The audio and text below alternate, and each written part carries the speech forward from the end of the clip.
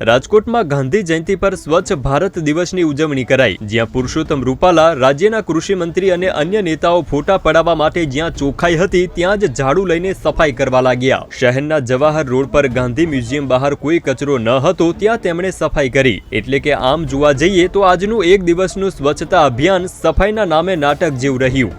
સ્વચ્છ ભારત દિવસના આ કાર્યક્રમ દરમિયાન રાજકોટના સાંસદ પુરુષોત્તમ રૂપાલાએ પીએમ મોદીના સ્વચ્છતા ગ્રહના અભિયાનને બિરદાવ્યું હતું। આપણે કર્મચારીઓને જે ઇન્સેન્ટિવ આપતા હોઈએ છીએ એમાં આને મોખરાના સ્થાને આપણે ઇન્સેન્ટિવની અંદર આપણે સમાવવા જોઈએ અને એને એ પ્રકારે એનું બહુમાન થાય એ પ્રકારેની આપણે કાળજી રાખીશું। રાજ્યના કૃષિ મંત્રી રાઘવજી પટેલે મીડિયા સાથે વાત કરતા જણાવ્યું કે જામજોધપુરના ખેડૂતો દ્વારા નકલી બિયારણ અંગેના પ્રશ્ન મામલે તપાસ સોંપવામાં આવી છે।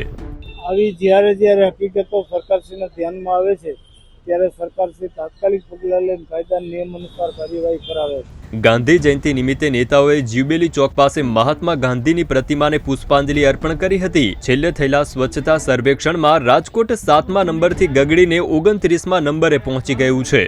રાજકોટથી દિવ્ય ભાસ્કર માટે કેવલ દવેનો રિપોર્ટ। શેર એન્ડ ડાઉનલોડ કરો દિવ્ય ભાસ્કર એપ।